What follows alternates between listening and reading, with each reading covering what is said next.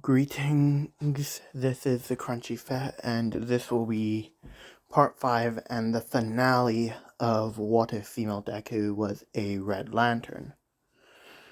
So, where we last picked off, it was the ending of the Heroes vs. Villain, not the Heroes vs. Villains, the sports festival. As, Izumi would have seen Bakugou winning, as she would then fly off because she'd gotten an alert from Guy Gardner that there were some villains in her nearby her that she had to go and deal with. As she would have gone and dealt with those villains fairly quickly. As just as she was beginning to tie them up, a scar-faced individual who we know as Dabi would step around the corner, as he would then use the flames and blast them, with Izumi then creating a construct barrier to block the flames as they would go around her barrier. As Dabi would say, didn't really expect to encounter a red lantern today. Well then, I guess I'm just lucky. As he would then launch, and before you could launch another blast of blue fire, Izumi had wrapped him up in using her ring. As she would say, "Nope, not today," as she would then lift him up and slam him into the ground. With Dabi being knocked out, as Izumi would then drop off these villains, including Dabi, at the police station. As we then get to the internship arc, as Bakugou goes with his internship to Best Genus, and that goes about as it did in canon, while Izumi is currently on the hunt for Stain, as the Hosu City incident would happen with Ida being caught by Stain and almost killed if Izumi didn't step in, as she would have made a construct train as it would hit Stain, sending him back a bit. As Izumi would look at Stain, as she'd say, "You will not hurt a living individual while I breathe, Stain."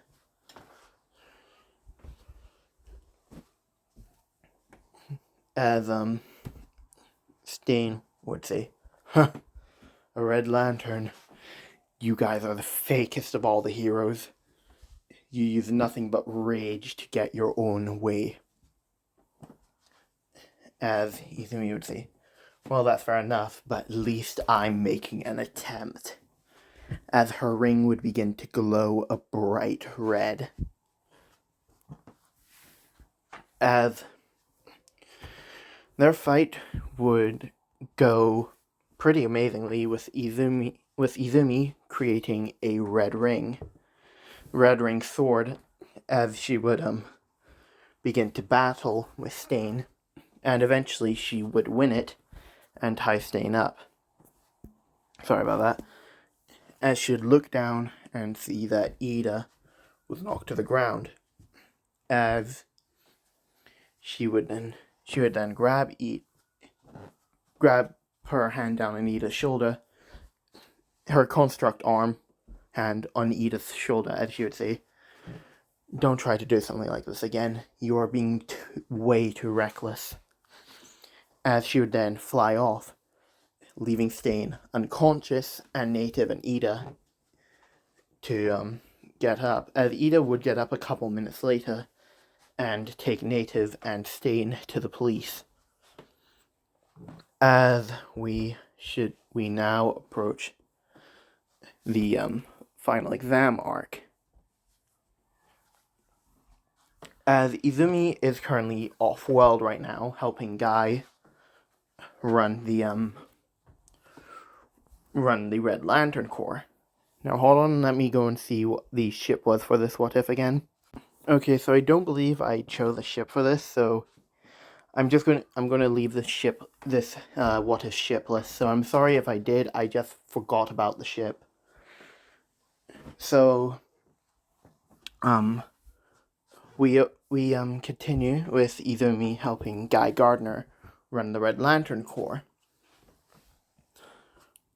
As during the final exams arc, Bakugou does end up passing his final exam somehow. I don't know how, he just passes it. As we then get onto the forest training camp arc. Now, Izumi is currently back on Earth right now, as she would head to a graveyard to visit Misaru and Mitsuki's graves. As she would land at them, as she'd say, "Hey mom, hey dad, I'm sorry I haven't been here in such a long time. And I'm sorry that I failed to protect you. I failed to look after Katsuki. I knew I knew something bad was going to happen that day, and I should have said something, but I didn't. And now it's my fault. You two are gone. I'm so sorry." As she would then fly off, with tears streaming down her face. As the training camp goes about as it did in canon, people there are training their quirks. League of Villains attacks, except Dabi isn't there because he's been arrested. And, Bakugou gets kidnapped again. No, again, he gets kidnapped. As Izumi is alerted by a Red Lantern ring that Bakugou Katsuki has been captured. As all of her rage begins to bubble and boil to the surface. As she then flies off, basically nearly breaking the sound barrier as she's flying. As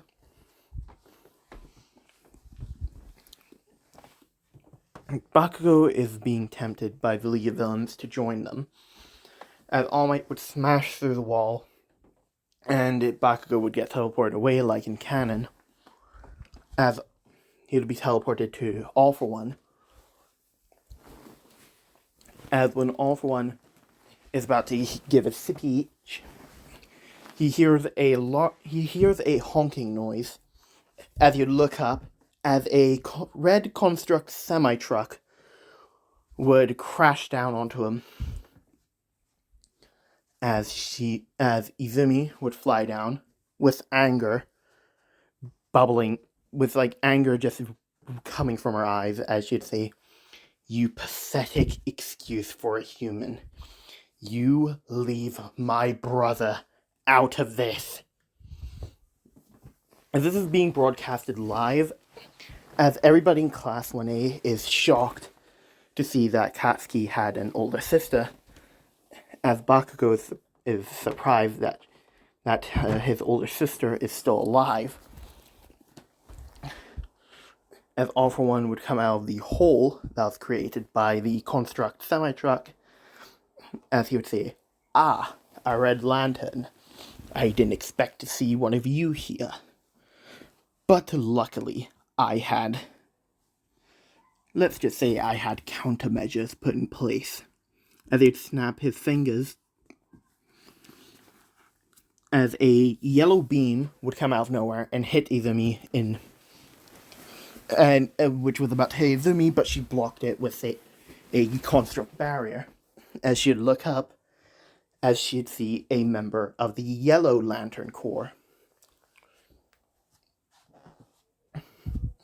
As Izumi would basically be raging at this, as she'd yell, "You!"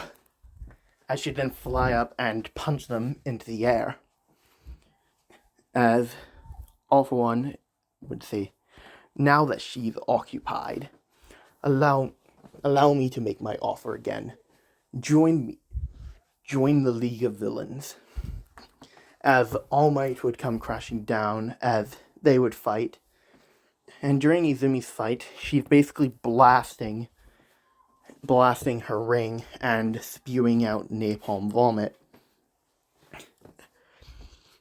As the Yellow Lantern is basically taunting her by saying, my, aren't you being feisty today? As Izumi would yell, shut up! As she'd then hit them with a backhand from her construct arm, as they'd crash into the ground. As Izumi would land on top of them, as she'd then use her ring to basically, she'd basically end up cutting off the Yellow Lantern Corps member's finger that the ring is on, as Izumi would then take the ring and crush it. As Izumi would then look down at them as she'd say, I'll leave you here. But just remember, if you ever try to do something like that again, I will finish the job. As she then flies back to the fight with All For One and All Might. With All Might then being pushed onto his back foot, as All For One is about to hit All Might with the air cannon that All Might was the one that he was going to hit All Might with when All Might was doing his last and final smash. Izumi would actually end up catch the air cannon arm with a construct rope, as All For One would have instinctually let out the air cannon, as it would not have hit Izumi, as All For One saying in his head, no, this fight wasn't supposed to go like this. I was supposed to win. As All Might would then yell, United States of Smash. As All Might would then punch All For One into the ground, as the same tornado would form as in canon. As All Might then does the pose as I did in the canon after beating All For One. As when All Might is about to collapse, Izumi basically creates a construct pillow mattress that All Might falls onto. As Izumi would have said to All Might, so this is, I'm guessing this is the end of your reign as number one hero, right, All Might? As All Might would say, yeah, I guess it is. With Izumi saying, well, it's good to know that my brother is safe at least. As All Might would say, yeah, guessing you're right. As media reporters and other pro heroes would have arrived on scene, as people would have been bombarding Izumi with questions like, what is her, how does she know Katsuki Bakugou, how is she able to do that, how is she a hero or villain or vigilante, or is it true that she is Bakugou Katsuki's sister? As Izumi is basically being overwhelmed with the questions, as she would say, please, I do not want to talk anymore. Now leave me be. As she would then fly off.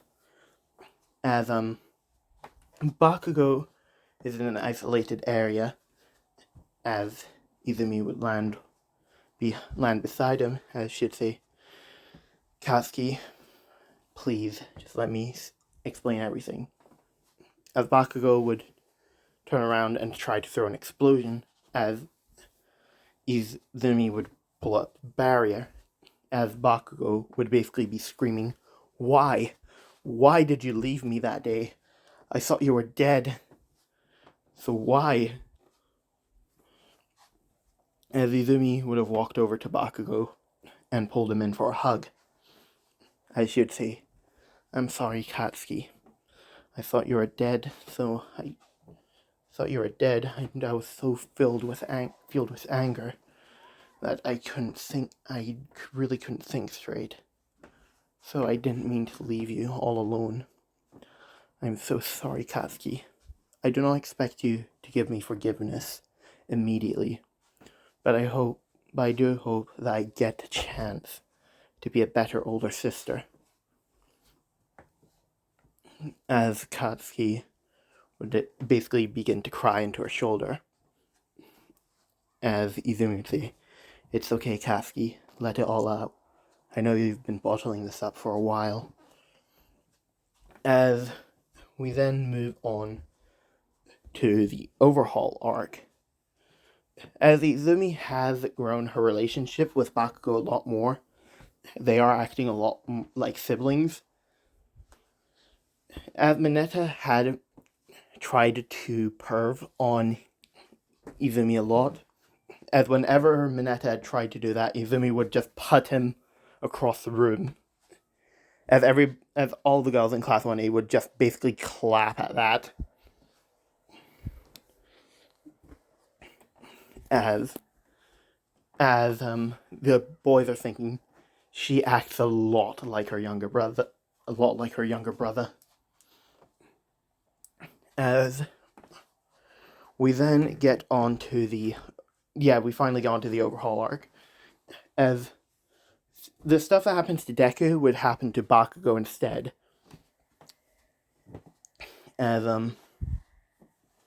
Izumi would have helped in the assault against Overhaul's base, and they would have ended up defeating Overhaul in the end, with Izumi and Bakugou working together, as Bakugou would finish Overhaul off with a howitzer impact. And then they do the whole Hero 2 song, Aries Smiles, and that's it. As we cut into the future, Bakugou is a lot more calm, and he has become the number one hero, as Izumi would have been promoted to being the leader of the Red Lantern Corps, as Guy Gardner would step down, as his reasoning for this would be that he's a lot older than he looks, and he needs to rest.